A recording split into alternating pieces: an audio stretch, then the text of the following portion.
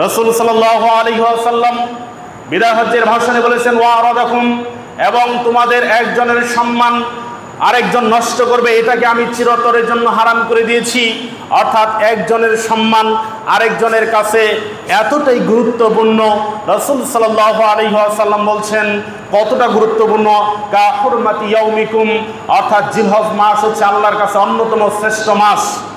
জিলহজ মাস হচ্ছে আল্লাহর কাছে অন্যতম শ্রেষ্ঠ মাস।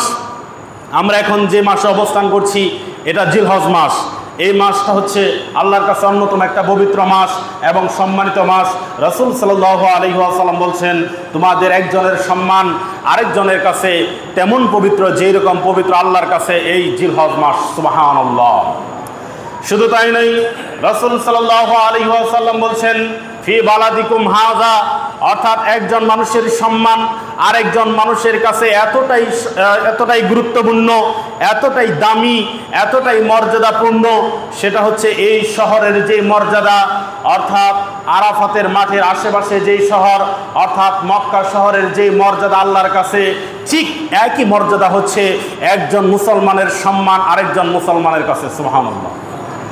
এজন্য কারো উচিত হবে না একজন মানুষকে আরেকজন মানুষ অপমানিত করবে, লাঞ্ছিত করবে, এটা কখনোই উচিত হবে না। আল্লাহ নবী সাল্লাল্লাহু আলাইহি ওয়াসাল্লাম এটা বিদায় হজ্জের ভাষণে হারাম করে দিয়ে গেছেন।